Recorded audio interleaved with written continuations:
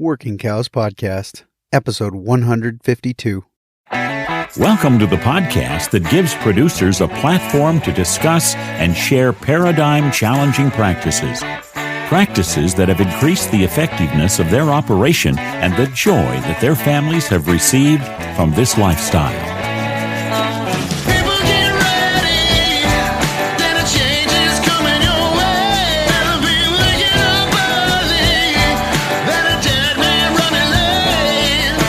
Howdy, everybody. It's Clay Connery, host of the Working Cows Podcast, here with another episode for you. Really excited to be joined by Jason Mauck today. Jason is a farmer and a thinker and a speaker from Indiana, and he's a guy that is just all about creating more value in agriculture and seeing more people with experiencing more opportunity in this space of agriculture, and always good to talk to him, and good follow-up episode to last week's episode with Zach Smith, episode 151. So let's talk to Jason Mauck today about what's going on in his world and how he is continuing to see this ball of regenerative agriculture moved forward. Jason, thanks for joining me today on the Working Cows Podcast. Yeah. So I appreciate you coming on again. Had you on for episode 62. It'll be linked in the show notes page for today, workingcows.net/152. And looking at your Twitter bio, it says at the very end, it says farm weird. And I guess I appreciate you, and I've reached out to you, told you this before, that I feel like I'm row crop illiterate, and that to see somebody like you out there doing things outside of that monoculture box helps me understand that maybe I'm not totally backwards in my thinking. So could you just give us a rundown? You've got your fingers in a lot of different pots. Could you give us a little bit of a rundown of some of the things you're doing to farm weird there in Indiana? Well, I guess my main focus is I think we all need customers. So that's really what I'm trying to drive everything towards. And, I really hate these shows like The Bachelor and The Bachelorette. I used to watch them with my wife, but they say my journey.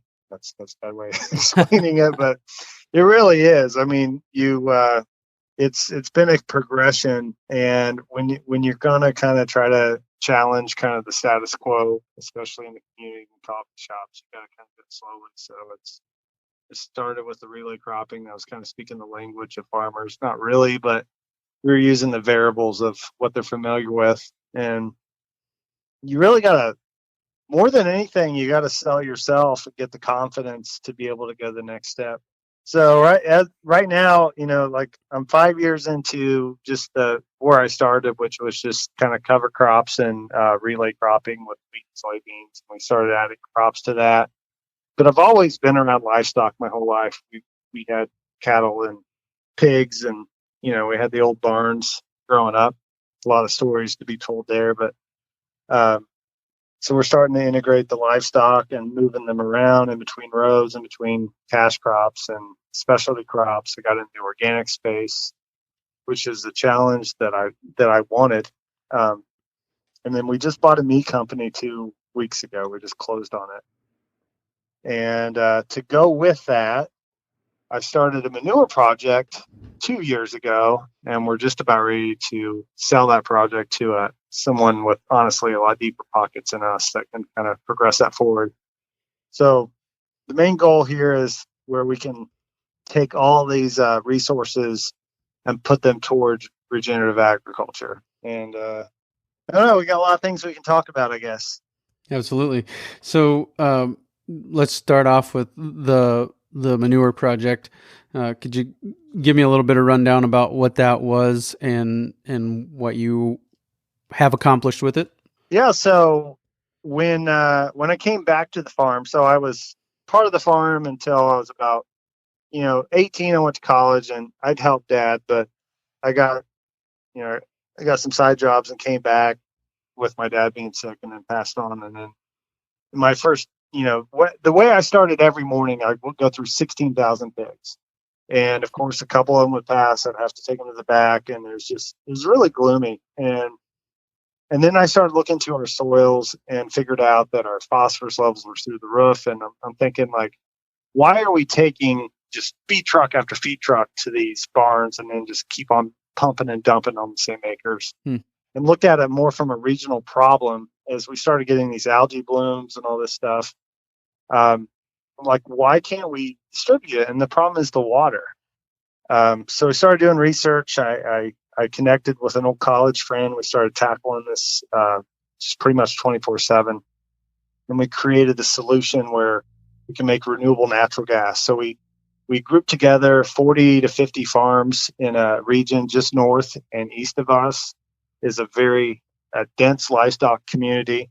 And we put together 100 million gallons of hog manure, which allows us to scale up and really plug in technology that can take this and harvest the methane, make renewable natural gas that we can net meter into a pipeline.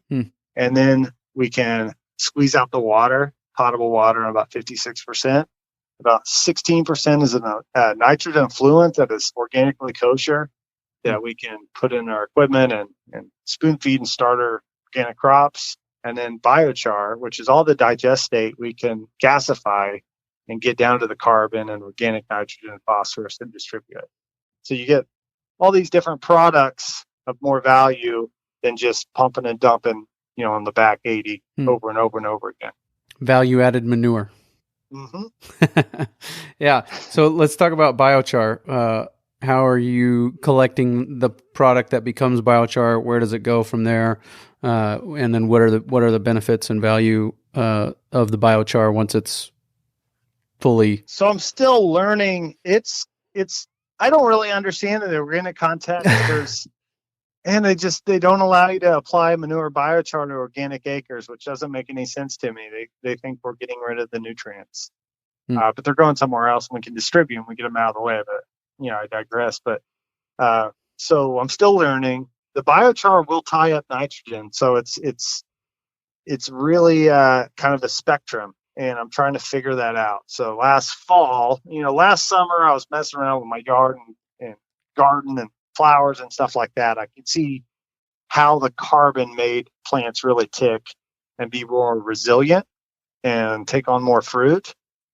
So last fall, we took our biochar and ran it through screens and then mixed it with regular commercial fertilizer and wheat and coated it and just made it all black and then put it in the strip. And this spring, it really wasn't real quick to green up.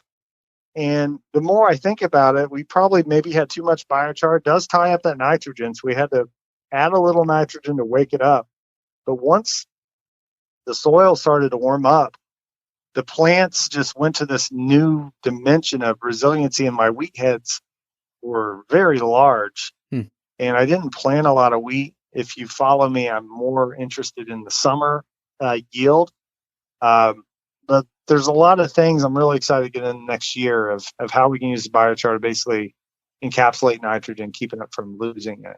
But there's so many things we can do once we get into the space of moving animals around, throwing the biochar out ahead of them. And, the animals are going to lay their urine and manure on top of the ground. Can the biochar really help encapsulate that so it's not volatilizing in the air and really create this habitat for the microbes and the soil microbiome? Sure. So with the biochar, it's what's left over after you've taken out the potable water and the gas, the natural gas. It's what's left over. Where does it go from there to become biochar, I guess? So and then you take out that effluent, which is nitrogen, water, and potassium.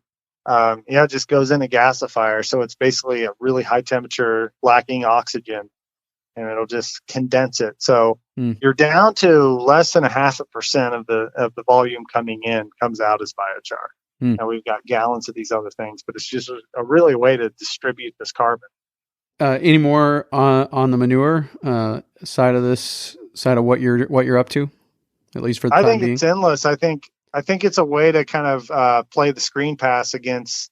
I hate using this word big ag, but I think we're totally always focused on production, and we don't really think about the unforeseen consequences or whatever of not really distributing, the grain and everything like that. And this is going to be a way to say, hey, go ahead and subsidize, crop production and grow 97 million acres of corn and make it yield all this and throw all the fertilizer at it and then feed it to these CAFOs. But we're going to take this distribution problem we created, and we can take all this carbon and a lot of this stuff back and plug it into a different genre, if you will. And really, the people that want to participate and refurbish and boost up their soils, we're going to have this product to distribute. Is it fair to call it efficient? I mean, when they're confined and when you're trying to redistribute the manure and you've got the feed base kind of dominating the landscape. Yeah. I mean, is it fair to call it efficient, or is it more efficient just to get the animals out on the land in your mind? My mind has completely changed in the last 5 years, because I used to, I put out a tweet today about confirmation bias, and there's a lot of ways I could sell you to say it's efficient. We're bottling up their heat, so we don't even have to turn on the heaters in the winter because we have so many breathing pigs in a space. But when you think about it, you're like, okay, we say I have so many animals in a space, but now we have to give them all these medications to keep them healthy. And that's really the big problem I've had with this pushing monocrop yields or density, is all the problems that you get, whether it's fungal pressure or antibiotics or something like that. It just makes so much more sense to have so much more diversity and not have so much steel and diesel and depreciation and all these things. When you think about all the pieces of equipment that we have to have, it's not just moving the manure, it's having the grain cart and you think about all this stuff that if you would just have a animal manage the plant and move it around and give it 30 or 45 days rest, then come back around. How many times you can do that? That's efficient, but it's a different language. And there's so many people that have taken this thought, generations ago and shared it. And that whole, it's definitely a shift. And I can't wait till it becomes more of the norm, because I think there's so much we can do with it. And it's definitely the direction for as far as efficiency. I guess the way Kit Farrow says it is he talks about it as solar powered ranching rather than diesel powered ranching. And then, Dave Pratt was fond of saying, or he's still around. He just isn't still managing ranch management consultants, but he was fond of saying that it's not just the cost of the inputs, it's also the cost of the inputting. You've got to have all the iron to get the inputs to the critters. And so if we can move cows or move pigs to feed rather than moving feed to pigs or moving feed to cows, that can be a lot more efficient system. So is it fair to say that in your life or as you have ventured into this space, that relay cropping has been kind of the gateway drug into the rest of this space? Oh, totally. Yeah. I mean, I feel like a broken record all the time, but I don't think people understand exponential math. We're so indoctrinated in linear math and answers, and the ability for, even in marketing, the infinite evaluations of every entity. And I'm talking in the weeds, but I mean, fireworks, they totally take advantage of people. They want fireworks, so they're selling it for 5 times their cost, the days before. And that's a tangent, but everything in nature, whether I have an oak tree out front, that's my tree of inspiration every morning. If I cut this tree down, it'd take me a month to chop it and split it. It's unbelievable. It's had, 1/8 of an acre of water and sun and nutrients to make this ginormous, it would take 10 feet at least of rope to get around it. And we can do that with everything. And the other thing too, and I hope you can piece this together, but I've always been a dog lover and pet lover. And I see people, get a dog and they put it in a cage. And I've went through so many pets' lifespans to see how much cooler of a dog and brilliant all these animals can be if you just let them be themselves. Mm. And that's you can take that down to everything. So when you start creating venues, that's what I talk about in relay cropping is if we put biochar underneath the crop and space it out and let each plant grab all the sun that it can. A corn has 28 leaves, but we're getting it down to where we'll use 2 or 4 of them. Mm. And they're capable of producing an exponential amount of fruit on each plant. And when you can start thinking time and space to where, okay, this one is going to express, from say June 10th to August 4th, and we can put this here, and this won't really tax this other thing. It's just unbelievable. And then you start plugging in the animals. You had Zach on last week, and we're on the same wavelength on all this. And he talked on the field day. He's like, Jason's. What he's saying is true. I've seen it with my own eyes. That outside corn row can make twice as much, or, we can train, there's just so much possibility, but we're so worried about proving everything, but there's not answers to be proven. It's not linear. I hope that made sense. Yeah, I think, Alan Williams said a couple episodes ago, all research is anecdotal because when you shrink it down to a laboratory, well, that laboratory doesn't exist in Indiana. It definitely doesn't exist outside in Indiana. It doesn't exist in Western South Dakota. It exists in that laboratory and only in that laboratory. We can't replicate those results outside, Yes. and so everything's contextual is right. Yeah.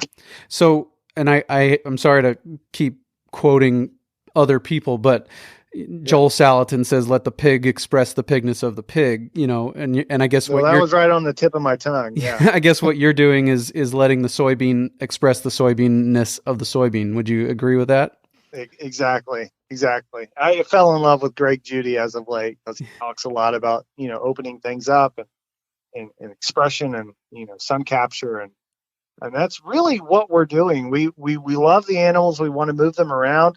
He says, I give them a candy bar every morning. And once you do that, and I'm seeing that in my animals and my sheep, I can feel the love. They're like, oh, he's helping me out. And it's once you start thinking about how you can empower the animals and doing what they want to do, and it's powerful. It just gets the feels. Yeah, no doubt. So let's go to the meat portion of this, but let's start that by talking about the animals that you are incorporating. When we talked last time on episode 62, that conversation was started by a Twitter video that I came across of you on a whiteboard talking about chicken tractors being mechanically drugged down, I think it was 60-inch corn rows, and now you're kind of there, although it's not just chickens, it's sheep and pigs as well. So could you tell me a little bit about what you're doing with the animals in that space and how you are using them to improve the soil?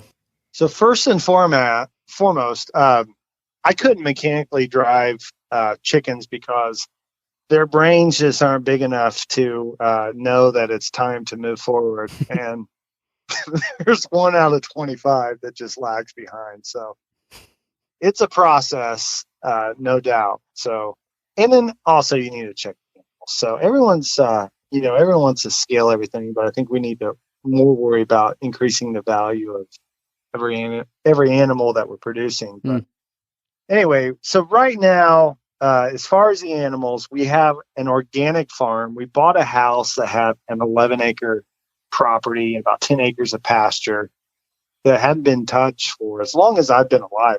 It's been either a cow or a horse pasture. And we only took about 4 acres of it, and we did do tillage. It was an old bike track. We needed to level it all out. And I took my hog manure down there and applied hog manure, and then we basically transplanted hemp plants in 120-inch twin rows, and then we did the same thing with popcorn. And then we put sorghum Sudan grass in between the whole row. So everything that is a cash crop is basically crops that are surrounded by sorghum Sudan grass, which grows exponentially. So we made the coops, both the sheep tractor and the chicken tractor, exactly the width of the corridor of the sorghum Sudan grass. So we basically use them as Roombas to eat down the vegetation and trample it down and continue to move them twice a day. So the sheep, we try to get about 72 hours to 96 hours ahead of the chickens to lay their dung. And they take this, now the sorghum Sudan grass, where we haven't touched it, is 5 to 6 feet tall. And they trample it basically down to the ground. There's a couple, randoms that are 2 or 3 foot tall. And then we drag the chickens across there. And the final product, it's kind of all trampled down. You got plenty of manure, and you give it like 3 days, and it all comes back just another dimension of purple. And the crops are just loving it. It's really fun to watch. I'm learning with everyone else. But yeah. And then we have another farm where we had 26 acres, and 4 acres is a woods with a pond behind it, and we planted 120-inch twin row corn. Part of it in soybeans, just kind of hedge our risk and do the polycropping thing. And then the other one is a mix of radishes and pearl millet, so similar to sorghum Sudan grass. And it grows everywhere that the corn isn't, and it's growing. It needed rainfall. We're going to have the cattle go and basically eat all that cover crop and corn and rotationally graze that.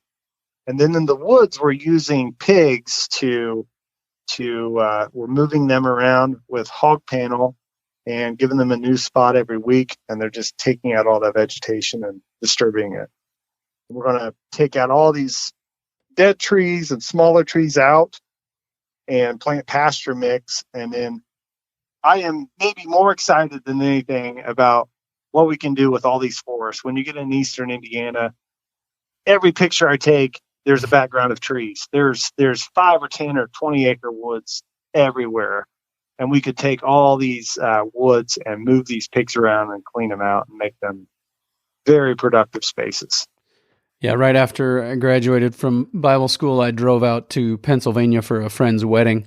And it was about Indiana, Ohio, where you started to get uncomfortable as a prairie kid, where the trees start almost touching over the interstate. And you're like, yeah, I'm driving in a tunnel of trees right now, and if I go in that ditch, nobody's going to see me because the cover's so thick.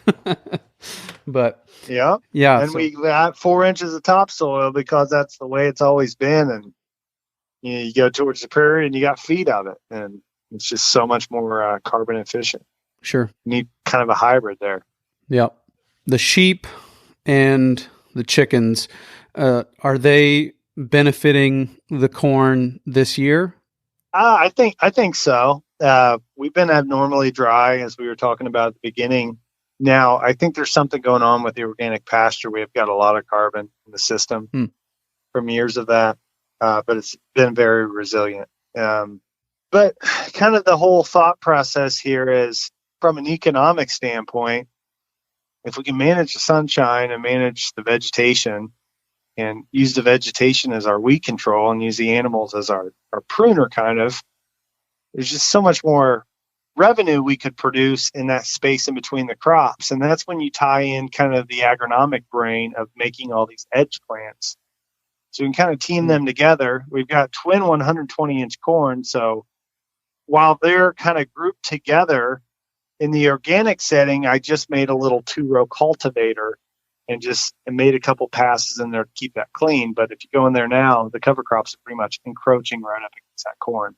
And it becomes this kind of play of where's grabbing the sun. So I can allow now this sorghum Sudan grass to just basically grow wild, knowing that I got the corn 2 feet above the sorghum Sudan grass. They're kind of growing on the same rate right now, with maybe 3 or 4 inches a day. It's kind of cool to watch. And then we're using the animals now to harvest the sorghum Sudan grass and trample it. So now, after they pass, all the plants have tremendous amount of sun capture, and we can put more plants down the row. So while we got twin 120s, we might maybe give up 10 or 20% on total yield on the corn, but we're planting 50% of the corn seed, so we're getting more plant production.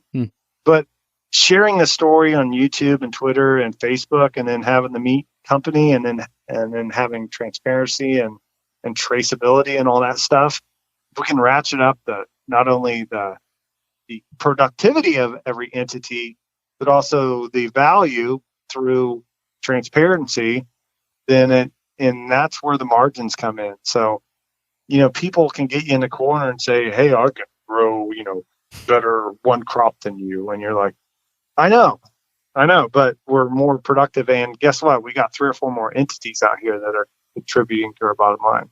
Sure. And we're going to talk about this increasing the value of animals piece in a minute. But first, I want to come back to what's that ground going to look like next year? Will the corn get planted where the sheep are this year? How will that ground be prepared for what is planted there next year, regardless of what your plan is to plant? But how will that ground get prepared? Will it get touched again after the sheep and the chickens go through, or how's that going to work?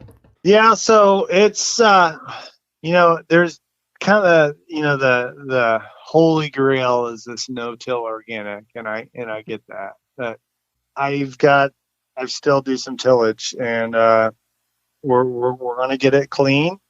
We're probably going to add more hog manure, and then we're going to get the most incredible hog cover crop that's ever been grown going this fall. And as a side story, one thing I didn't mention, I've got another patch that was rye that I have sweet corn and pumpkins in, and then my garden back home. It's only maybe, I have no idea, maybe 1/15 of an acre, but I grew this tremendous rye cover crop and pushed it down, and I have this garden with all these different species. And watching that this year, that's exactly what I want to do on the organic farm. So we simplified it down this year. But I think the whole key in everything is forethought. You need to be a year ahead. So if we can get, rye and vetch and something like that to get as much biomass as possible, much carbon, and we can push that down, I can grow anything that I want on that organic farm this year and figure out where I want to put the animals from there. But getting that thatch layer down is paramount. Absolutely. Okay, so the increasing the value of the animals, I mean, not only from they were grazed for their lifetime perspective, but also from the transparency, traceability, know your farmer. How is your mind thinking about those things? Oh man, that's all I think about, to be honest. Well, you bought 12,000 square feet of cold storage, so I think yes. And there was a Saturday Night Live skit that was basically like a Red Lobster, but it was with every animal, and it kind of crossed the line. And I don't know where that line is, but it's basically where I want people to buy their meat while the animals are young and be able to watch that animal, not only its day-to-day life, but prove that you are buying that specific animal. And that's where you tie in, the present, what's keeping you, that's the one thing that bothers me about having a CAFO in my backyard. You're required by Tyson to put signs up, biosecurity zone, not allowed back here. What keeps you from inviting the community and turning it into an ag tourism deal and having, come out and actually see it, So add a lot of layers to that. It doesn't have to be surveillance completely. Just bring out the community. Leave no hidden secrets at all. And when you start kind of going down all this stuff, you'll have the conventional people saying, you need to worm them, you need to do this, they're not going to do this. But they're raising their animals in a confined area where they're either living in their own manure or they're not moving around. And when you can start moving around twice a day and just doing all this different stuff, it's not the same context. And I think I didn't really answer your question at all, but I think it's unlimited the value that we can add if we open our doors up. what I hear you talking about is essentially applying the principles of entrepreneurship to agriculture. And I think you and I probably both agree that's been missing for at least a generation, maybe more, of Yep. getting multiple income streams off the same number of acres. One thing I did a lot of talking this past winter, and it's been a while since I've made a presentation with all this COVID and everything. But the thing I started with was this 3-dimensional thought. And, we've been in 2-dimensional thought forever. And I don't even remember what the first one was, but it's just been completely around production. And I tell a story about my grandpa. I have a picture of all my grandfathers. I've just been fortunate enough to be born in the best country in the world, and I had 2 grandfathers that had tremendous family farms. And my Papa Lou couldn't hear you for nothing. He had the most souped up hearing aid at all when we go visit him. But in 1965, he got a 4620, which was a real big 2-wheel drive tractor, and it wasn't the John Deere engine wasn't big enough, so he took it out and put a Detroit V8 in there, and everyone could hear him plowing for miles away, and he could pull it like 6 gears, 6 bottoms, 6 miles an hour. And that's all farming has been about, is totally production, density, monocrop. The biggest, widest, fastest, most horsepower thing. And we've got to a position, and it should be a wake-up call when you watch the Super Bowl and they're basically down in corn, and then the next day the farmers are pouring out the beer that made this ad, but we're only 0.5% or 1% of the population that are the true high volume farmers in this country. Why do we have to keep doing all this, advocating? Why can't we just listen to people? I think there's a lot of people that want to do it different, but it's a lot of headwind, and we've just created a big separation between leave us alone, we know how to produce, to just I understand that the average consumer doesn't know how to farm, but I think that if we can get out of this, have this matrix of value plus production, that's the next step. But man, it is frustrating. I think that, again, it's another principle of entrepreneurship. I don't know of another market in the world that tells their customer what they want to buy. They wait for the customer to tell them what they want to buy, and then they supply that product.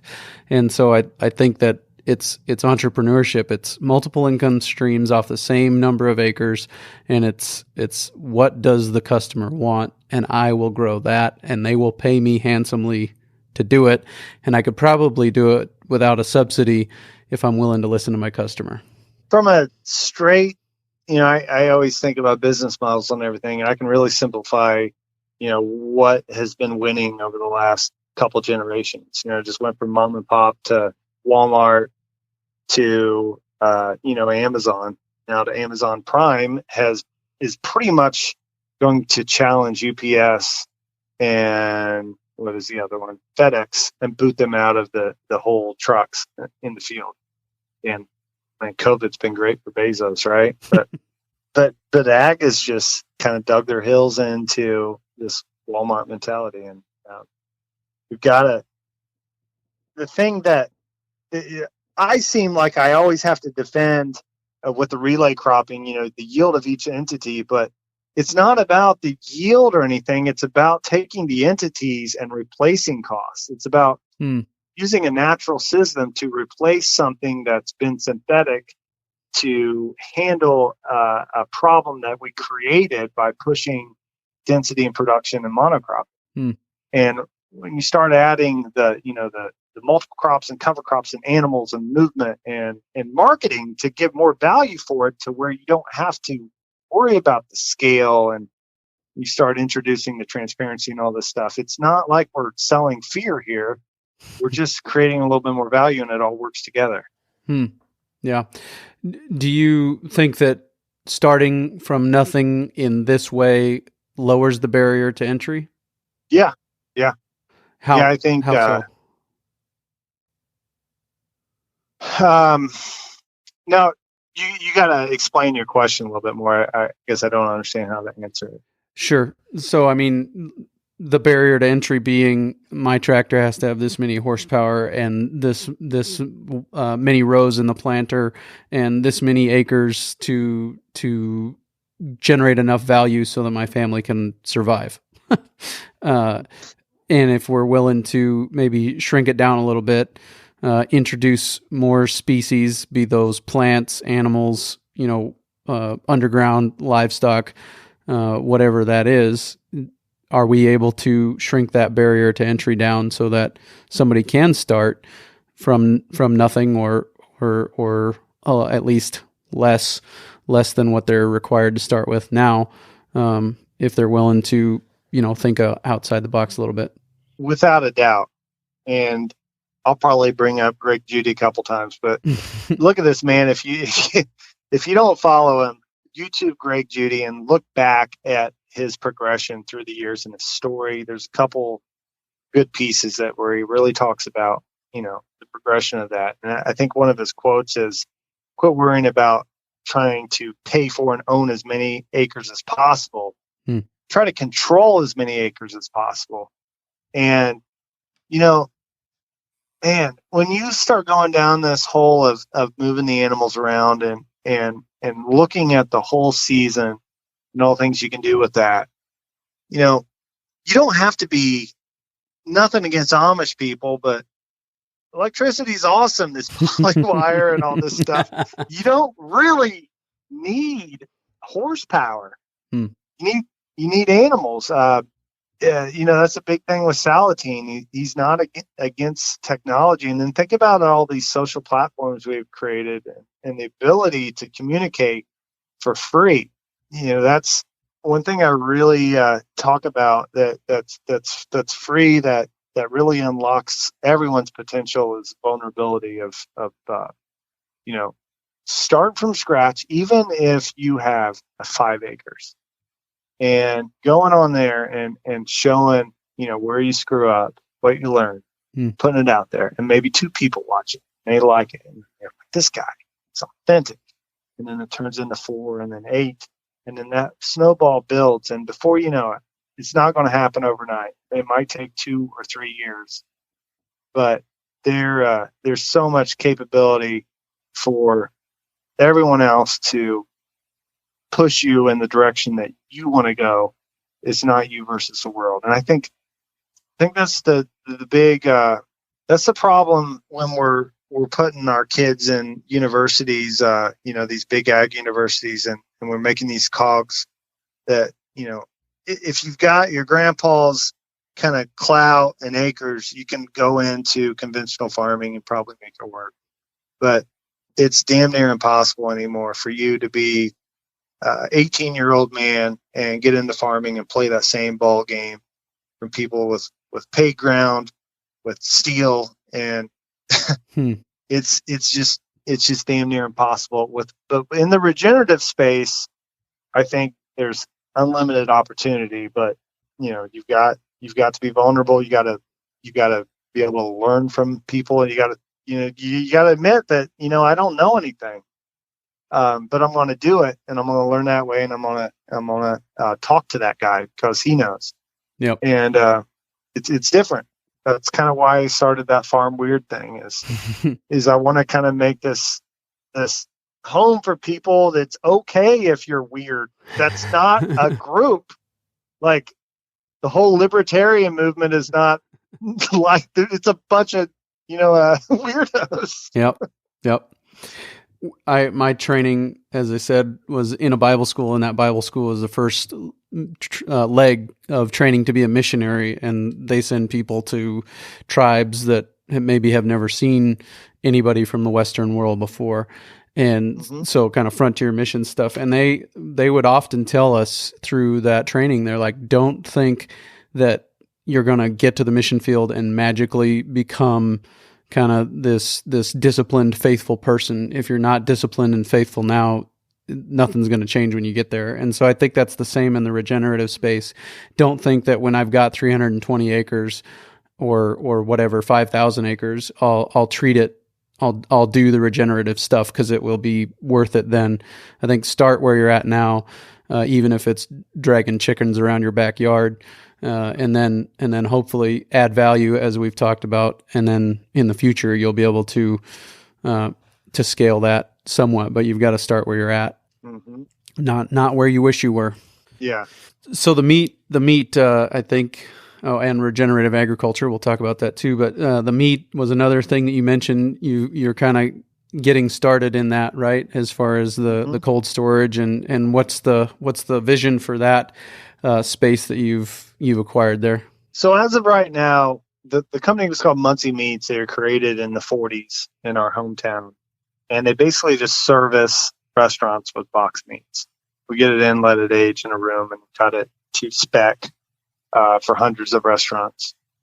But this infrastructure, where we're wanting to steer it is continue that on while we can, and basically start a network of, you can be a young farmer, an old farmer, but the idea of get the animals in the field, encourage people to be vulnerable. I want a bunch of content. I want people to make content of what they're doing. And I want to create a way for them to market to their community.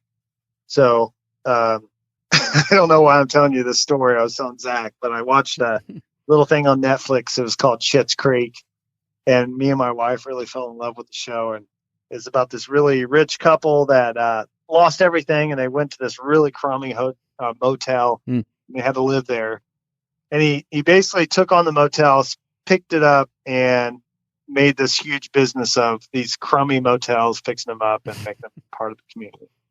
And that's what I want to do with the entire meat industry.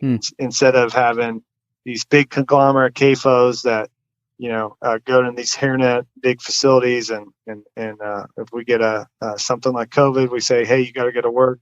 We got a log jam here. It needs to happen. And we seen what happened.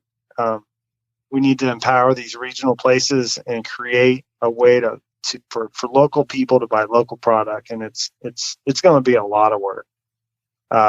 It starts with as simple as these privately owned gas stations. And then we had kiosks. I lost my father, so my mom's boyfriend worked for a company called Bell and Howe, and they have been really upfront with working with Walmart and Kroger. They're kind of a local grocery store at queuing people's orders. So they make, you're familiar with Amazon lockers. If you're in a big city, you can get your Amazon delivered to a one room instead of going to all the apartments. So we really want to create a network of these little kiosks where you can get on an app and order your meat, and we'll basically queue your order in a cold storage there in these small towns and the catty corner of a parking lot. We're not competing with a business, but only the person with the new sports car parks their car alone in a 5-acre parking lot in the town. Why not have a meat kiosk out there, next to a highway? So I think where I can really leverage the social media platform that I've kind of created the last 5 years is to kind of innovate the space and act like gas in Muncie, Indiana is everything, and do everything that I can locally, and hopefully create a new way to get this job done. I guess the way I've always looked at you and what you do online is that you kind of have, I don't know, 1,000 ideas an hour maybe, and you try to put them out there and be like, well, if somebody else wants to do this, I'm not going to have time to do it right now, but if somebody else wants to take it and run with it, go ahead. So is that kind of what you're talking about? Treat Gaston and Muncie, Indiana like it's everything, and then somebody else can maybe copy it somewhere else? Exactly. I'd like to be a part of it. I mean, I'd like to be kind of the parent branding in it. But just what I've seen is, putting putting an unpolished idea out there that you haven't thought through, but that's exactly what you're thinking through at the hour. You put it out there, and you can have the wolves kind of be like, "That's stupid. Haven't you thought of this and this and this and this?" And you're like, "Thank you. Thank you. I'll write this down. I'll think about it." But a lot of people are so insecure that bothers them. But that is a huge tool, to have this group thing. Yeah. Group thing. I mean, people pay a lot of money, these big corporations, to basically recreate what I can do for free, sitting anywhere and putting it on my phone. Yep.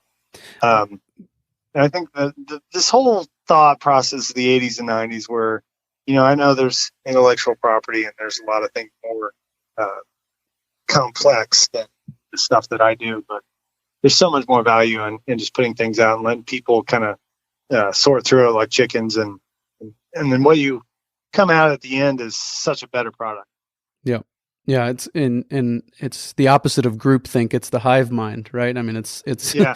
And it's you just saved me a bunch of time failing by shooting holes in my and money by shooting holes in my idea. Thank you. Yes. So yeah, you can condense like 3 years of pain down to like 13 minutes. Yeah, that's a huge problem in agriculture is gestational lag, and I think it's the same with crops as it is with animals. You don't get feedback on that decision this year. You get it next year. Whereas if you can shoot it out there and somebody can say, "Well, that's dumb," you're like, "Oh, well, thank you. I appreciate that. It is dumb, and I probably won't do it now, but I wanted to put it out there." So yeah. I was in a planning session for a conference over the weekend, and we were talking about different breakout sessions that we could do, and one of the suggestions was to have a very large scale meat processor come in and talk about the challenges that were proven through the COVID thing. And I'm like, man, that seems like asking the wolf to come in and guard the hen house a little bit to me, because I think they kind of created those issues, and or at least they took advantage of situations that then created those issues. So how does this meat company fit into fixing what's broken right now with a highly concentrated, vertically integrated supply chain? Well, it's just distribution. I think the whole carbon economy is really going to try to push or exploit the waste that we have. You can milk a cow in Indiana, and then it has to go to Florida to get in a bottle to come back to Indiana. Our mail goes to Kokomo to come back to a neighborhood in Muncie, and it started in Muncie. Right. We're just moving stuff everywhere to centralize, and we call it economies of scale. But as technology gets better and better and better and better and better, just think about how much stuff is on your phone. That's another thing I talk about. Your phone in 1985 would be worth, $37,000. The camera is worth 10 times better than Bob Saget, America's Funniest Home Videos, and that's 1/100th of what it can do. And why? And I feel like we've had these lobbyists protect that from happening. That this technology with 3D printers or whatever it is, we can do anything smaller scale, and the waste is in the distribution. And that's a simple answer, but I think that's where we're headed. Why do you have to drive 36 miles into that bigger town to buy this, injected with salt water Walmart steak when you pass 13 farmers on the way there? And where's their product? And a lot of it is that supply chain doesn't exist, for that farmer to get his meat to market. Why doesn't it exist, Clay? Because efficiencies have been the name of the game for the last couple generations, I would guess. Do you understand what I'm saying? How is that more efficient? Right. Yes, I understand. But I mean, the perception of efficiency, I should say, has been the name of the game. I know. And as farmers, I mean, when you think about that 3-dimensional thinking and not adding that, whatever that third dimension is, I call it significance. What can I do today that will help me tomorrow?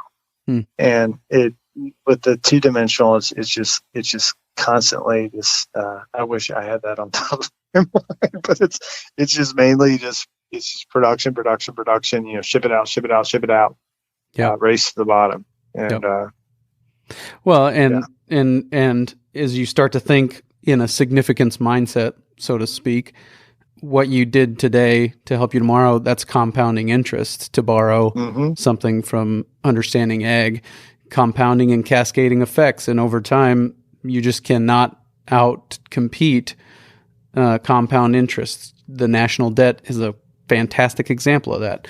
You cannot out-compete that. If you allow these things to compound over time, you're never going to beat that. And when we are interested in profit over yield, or as Zach said last week at the end, he said both. I want profit and yield. You know, as you're just not going to beat those things as you start to think a little bit differently about these things. So I want to respect your time. I appreciate you taking the time today. The last thing on the list of things that you mentioned was kind of pushing forward regenerative agriculture. How has that been happening for you? I know you said you haven't done much speaking with COVID. Do you have some things coming up that you would like to promote in those regards? What does promoting regenerative ag look like to you aside from your excellent Twitter feed? I think promoting regenerative ag is just what you do. I just encourage everyone to do what they want to do and put it out there. And I think the circuit and the speaking thing is kind of a stage of my life to get me to where I want to be, which is just with my family more. And I think that's part of that significance factor. And going back, because I didn't think I really answered that whole third dimension, I think for us to get to the next level with significance is we've got to start replacing and eliminating things. And I think that's the big jump from regenerative is you got to start not worrying about what the status quo is, what the coffee shop's going to be thinking about, because you might have a random week out there. It's not going to be Pleasantville, meet the beavers but it's so powerful to not make that trip across the field to do something that you used to last year. What did that trip across the field cost? When you can start eliminating things with the natural system, when you can start ratcheting up the value of what you are producing, and you start putting the two things together, that's when you can start going there. And it is a challenge. Gosh, I just wish one day, and that day is coming closely, I can basically quit everything that I don't really like about my life and move on. And it's pure. I'm getting closer. Cool. And what have been the challenges? What has broken? What hasn't worked like you envisioned it? What have you had to tweak and refine just to get through this year as far as year one with sheep and chickens? Well, this is a little short. Like we thought we could put the poly wire around the fence or around the sheep. Apparently wool is the best insulator in the world. We cannot shock them. So we had to make the little sheep Alcatrazes. We bought this property and put the previous owners lived in the house, and they kept getting out and they were eating their flowers every night. And she'd send me a video, and we'd have 13 sheep around their yard. And I'm like, oh, here we go again. And I mean, that's why I really tell people to start small. And hell, you can scale during the year. We're ratcheting up more animals as the year goes. As we bought the meat company, and we actually learn how to keep them in and contained and all this stuff. So it doesn't have to be year after year. There's a lot of growth that can happen in the course of a summer. But yeah, nothing's a failure. I sent a tweet out last week, and I said, I really feel like pain and failure is way more important than success, because both of those are going to actually be an agent for change, and you're going to either not do something or realize that you have to change for it to be successful. And, a lot of times, some of the worst things that ever happened to you 2 or 3 years down the road are the best things, because it was the thing that made you get out of whatever you were in. So Yeah. you just have to do it and learn and be observant and be you're not a one-man band in anything, but you gotta start as a one-man band, and then that's what allows you to connect with other people and other friends. Yeah, I was talking to a guy one time, and he said, I like to invest with young people, and he was talking early to mid-30s. He said, I prefer that early to mid-30s range because I know they've been through something, some failure, some betrayal, and they're not going to quit when it gets difficult. So, yeah, that's good. Yeah. Really appreciate your time today. Anything you want to plug, or anything you want to share with people as far as how they can keep up with what you're doing? Love to share some links at the show notes page for today, workingcows.net/152. Sweet. If you could just follow Constant Canopy. I've got tons of YouTube content. We've got an Instagram page, of course, Twitter. I'm Jason Mauck 1. And, I encourage everyone to do their own thing and be weird. Farm Weird is going to be a Twitter page. We're going to have T-shirts and stuff, but it's not about one person or anything like that. We can all learn together. Cool. It's cliche as it can be, but yeah. Thanks for having me on. This show is tremendous. You got a tremendous library. And I tell I told Jared McDaniel, I met him. He does the Ag Uncensored. But Yep. You know how much value you are downloading in your mind, Clay, when you do this. You get to talk to all these different people. And, man, you just think about how many, you're just downloading all those thoughts into your head. And in 5 years, you're just going to be, your brain's going to be so damn big, you're going to just drag to the side. Yeah, it's from talking to me, but no, it's been fun to put it into practice too. It's not much value if it just stays up there, but it's been fun to see animals improve land even year one. So it's cool stuff. Isn't that the best feeling when you wake up in the morning and you're not like, because that was the thing when I went through Dad, like I just watched the worst thing ever, and now I got to go through all these pigs, and I know some of them have passed, and when you wake up in the morning and you like you're gonna move animals, and there's like nothing, it's all about life and not like what did I kill today. It's just God, life is just awesome. So, and Yep. It makes you appreciate your wife and kids and everything even more. Absolutely. Yep. Very good. Thank you for your time today. All right. Thank you. Well, real good stuff there with Jason. Really appreciate that. And I am currently recording this outro sitting in my van along Highway 2 in Nebraska at about 2 in the morning. I happened to pick a spot to park my van to sleep for the night that was right next to a railroad track, and so it wasn't getting much sleep, so I decided to get up and edit this and put it all together. And so headed over tomorrow morning to Derek Schwanebeck's place for the regenerative grazing workshop with Jim Garish, and hope to capture some content there that I can share with you guys. So be on the lookout for that. I do want to give a shout out to the Patreon supporters.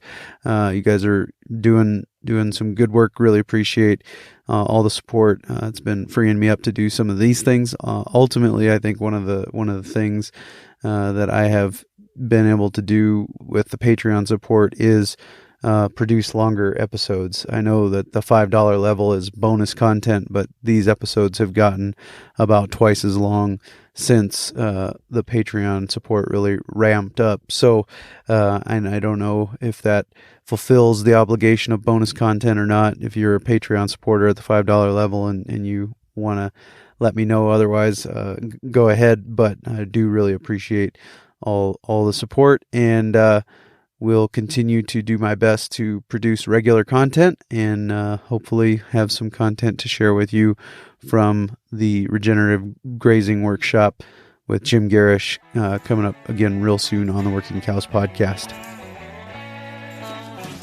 We invite you to visit workingcows.net to subscribe to the show via iTunes or Stitcher. You'll also find detailed show notes pages, resources from our guests, and the industry leaders who have influenced them. For more ideas on putting your cows to work for you in a more profitable way, tune in next week.